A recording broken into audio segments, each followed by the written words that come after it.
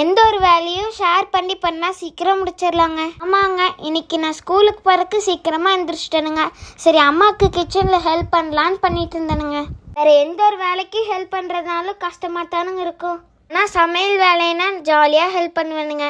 எல்லா வேலையும் செய்ய போகிறது இல்லைங்க, நம்மளால் முடிஞ்ச வேலையை மட்டும்தானுங்க செய்ய போகிறோம். நம்மளால் முடிஞ்ச ஹெல்ப்பை பண்ணுறதுல என்னங்க தப்பு இருக்குது? அதனால் எனக்கு எந்தெந்த வேலை முடியுதோ அந்த கிச்சனில் செஞ்சு ஹெல்ப் பண்ணுவேனுங்க. ஸ்கூலுக்கு சப்பாத்தியும் பீட்ரூட்டும் தானுங்க இன்றைக்கி ரெடி பண்ணிகிட்ருக்குறோம். காலையில் சப்பாத்திக்கு தக்காளி தொக்குங்க. இன்றைக்கி ஃபஸ்ட் டைம் சப்பாத்தி தைச்சி பார்க்கலான்னு ட்ரை பண்ணணுங்க. நான் தேய்க்கிற ஸ்பீடை பார்த்துட்டுங்க அம்மா இன்னைக்கு ஆகாதுன்னு சொல்லிட்டுங்க அவங்களே வாங்கி தேய்க்க ஆரம்பிச்சிட்டாங்களுங்க. அம்மா தேய்ச்சி கொடுத்தாங்க, நான் சுட்டு எடுத்து வச்சிட்டேனுங்க. அதுக்குள்ளே தக்காளி தொக்கு ரெடி ஆயிடுச்சுங்க.